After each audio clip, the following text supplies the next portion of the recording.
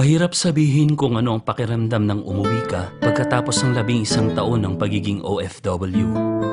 Hindi ko na nga mamukhaan ang lugar na to. Pero may mga bagay na sadyang hindi nagbabago. Para kang namatay, nabuhay, at napaglipasan ng panahon. Medyo nakakatuwa, pero syempre, nakakalungkot din. Ngunit may mga bagay na hindi na paglilipasan ng panahon. Nang bumalik ako sa Pilipinas, naalala ko yung masaya at simpleng pamumuhay kasama ng aking pamilya.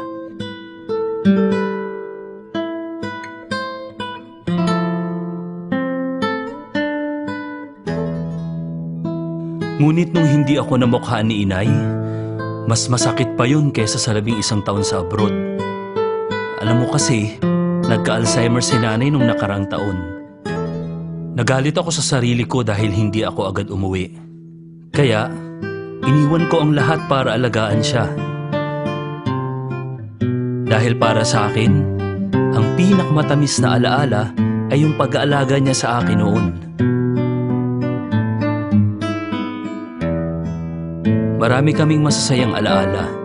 Meron ding masama. Pero kahit anong mangyari, wag na wag mong ibabaliwala ang bawat sandali.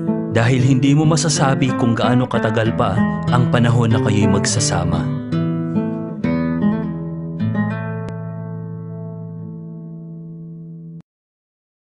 Sana'y di magmaliw ang dati kong araw nang munti pang bata sa piling ni nanay.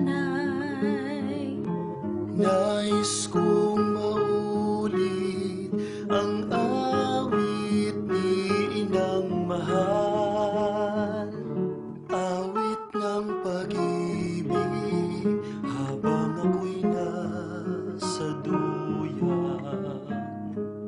Sa aking pagtulog na labis ang himbing, ang bantay ko'y tala, ang tanod ko'y bituin. Sa piling ni nanay, langit ay buhay. Puso kong may dusa, sabik sa